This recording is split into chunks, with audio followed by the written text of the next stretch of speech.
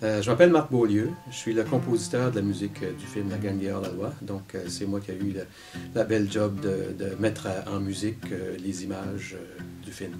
Quand je commence à travailler sur un film, évidemment, je le visionne. Je le visionne avec le réalisateur pour avoir une première idée de qu'est-ce qu'il s'agit. J'avais reçu le scénario, je l'avais lu, mais mon premier rapport avec le film, c'est de voir le premier montage.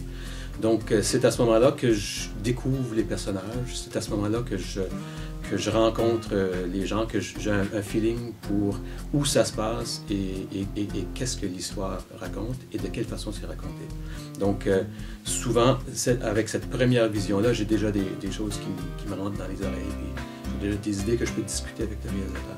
Moi, personnellement, comme compositeur, ce que je cherche, c'est de ressentir qu'est-ce que le film me fait ressentir, et puis d'interpréter ces sentiments-là, ces émotions-là en musique. Donc, de les rehausser, de les appuyer, de les souligner, mais aussi de donner ma réaction émotionnelle à ce que l'image, à ce que l'histoire me fait vivre.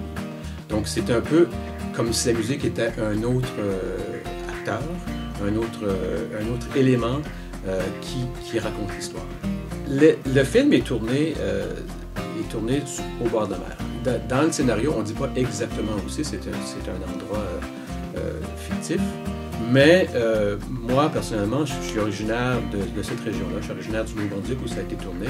Donc, c'est certain que quand j'ai vu ces emplacements-là, quand j'ai vu la situation du film, ça me rappelle une musique un peu plus, je dirais, bluegrass, un peu country sur les bords, qui représente ma vision de cette réalité culturelle-là.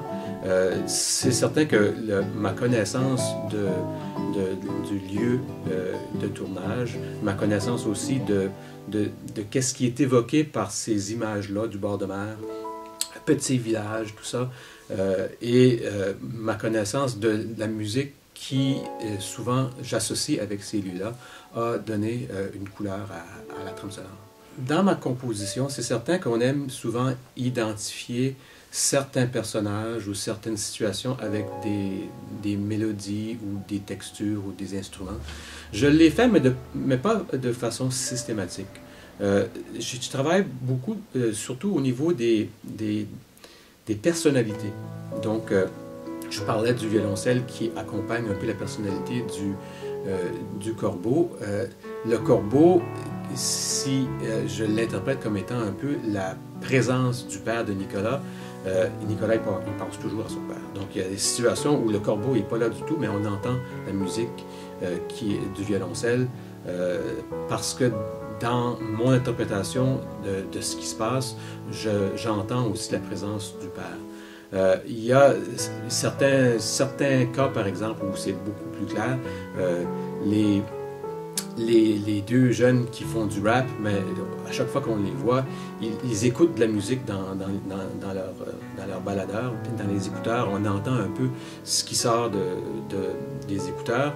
Et cette musique-là, elle passe des écouteurs, qui est vraiment en situation, à une musique de premier plan. Donc, il y a beaucoup de scènes, par exemple, où on joue au baseball, où les jeunes sont en jeu, où c'est accompagné par une musique qui pourrait très bien sortir du baladeur des deux rappers. Donc, le côté rap, il est associé avec ces deux personnages-là, mais il fait partie de la trame sonore après ça, puis il accompagne le jeu des enfants.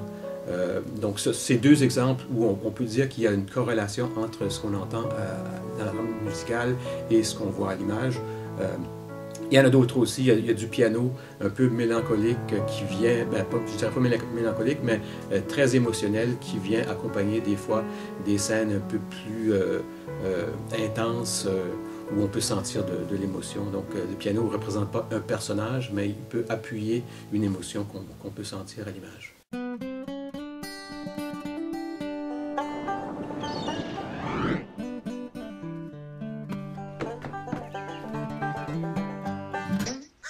Le terrain est fermé.